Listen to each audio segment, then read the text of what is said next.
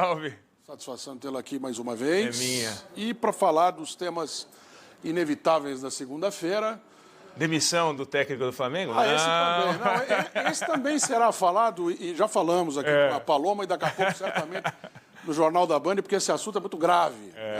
Tem várias vertentes. Aliás, quero ver o Neto no Baita Amigos hoje à noite, também lá no Band Esportes, enfim.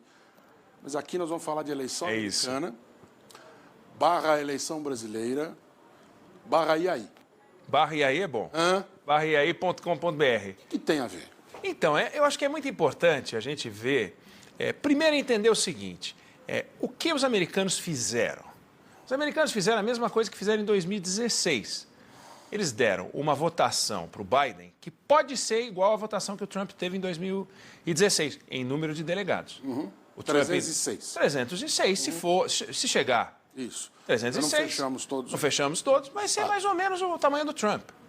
Em 1984, o Ronald Reagan teve 525 votos de um total de 538. Contra 13. 13. Walter Mondale. 13. O Nixon, em 72, também foi um arromo.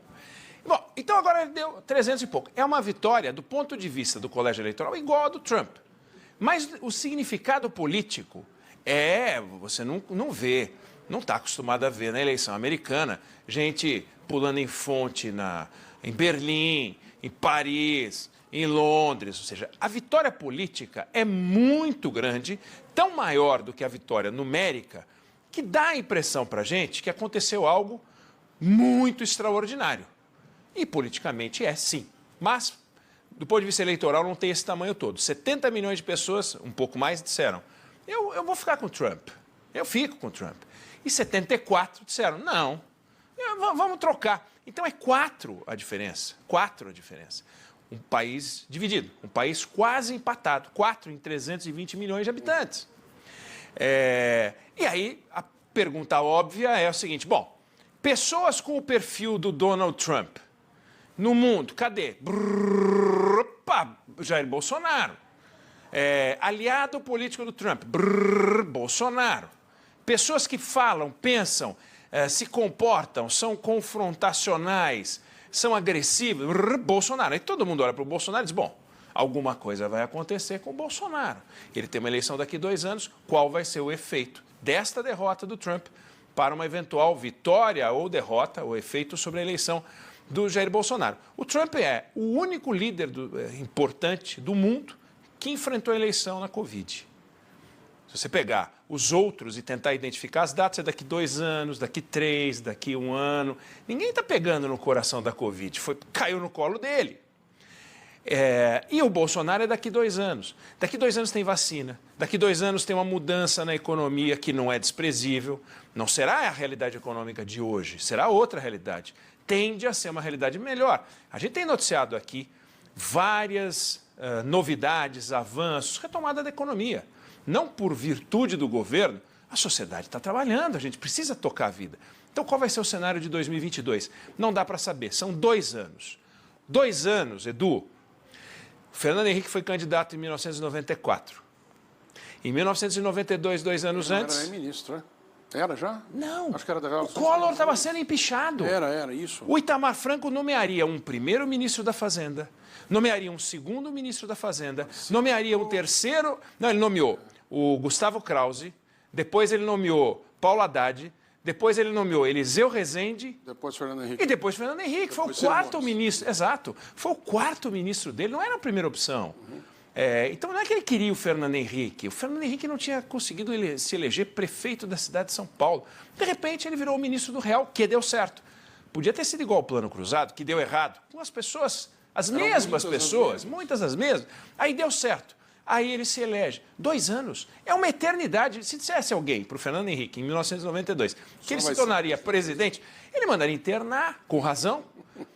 1939 começa a Segunda Guerra Mundial. Em 1937, o Duque Edward estava em Berlim cumprimentando Hitler, 2 anos antes. 1954, Getúlio Vargas se mata. Em 1952, ele estava criando e assinando, tem fotografia, o BNDE, pai do BNDES, e o Banco do Nordeste. Ele não estava pensando no que pensaria em 1900 e depois executaria em 1954. Então, o tempo da política não permite que a gente faça projeções dessa natureza.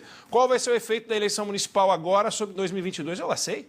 A gente sabe que domingo, agora, que vem, a gente vai ter uma ideia boa sobre que partidos se deram melhor, que partidos se deram pior. Mas nós já discutimos isso aqui. O Lula se elegeu em 2002 e não conseguiu eleger o prefeito de São Paulo 2004. Em 2004. No entanto, se reelegeu em 2006. Não tem nada a ver uma coisa com a outra.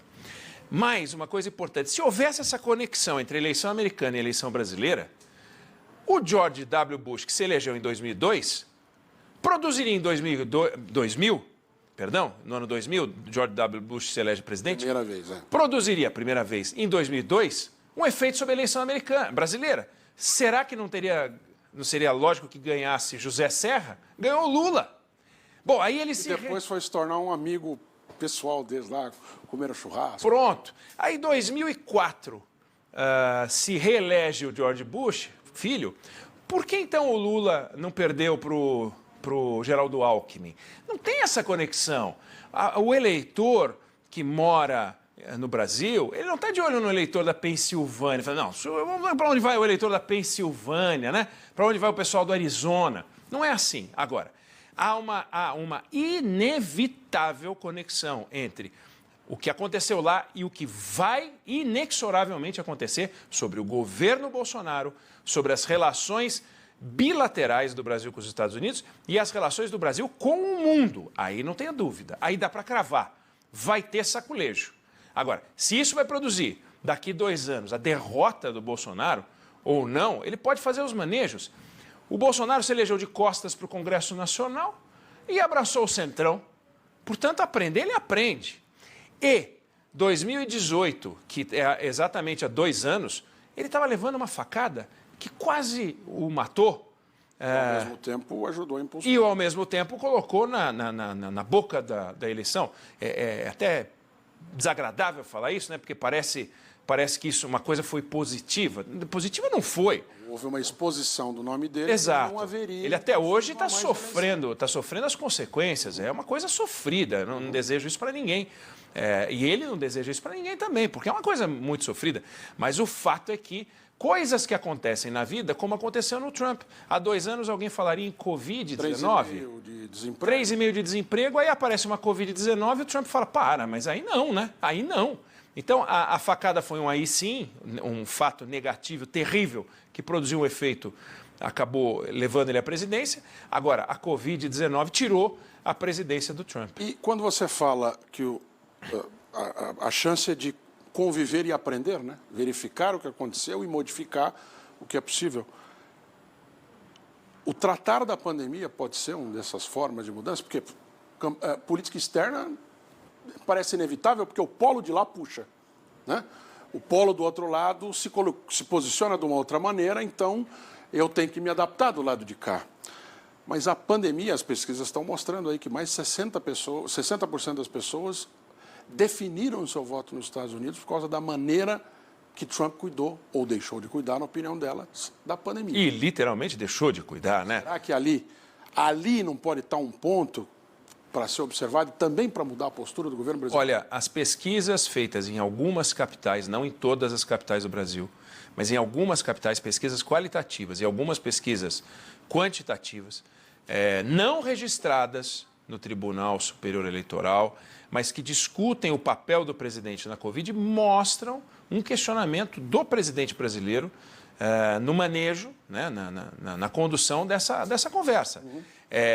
E não é à toa que hoje, ao falar, o Joe Biden falou só de Covid. Do começo ao fim foi Covid, Covid, Covid, Covid. Usem máscara, cuidado, atenção, todo cuidado é pouco. Aliás, Jamil Chad adiantou essa informação aqui sábado, falando que do outro lado a OMS já tinha recebido as primeiras informações sobre, aqui a campanha do Biden, nós vamos te ligar segunda-feira. Pronto, vamos conversar. Então, a Organização Mundial da Saúde deixa de ser inimiga dos Estados Unidos, vamos sair disso, vamos sair daquilo.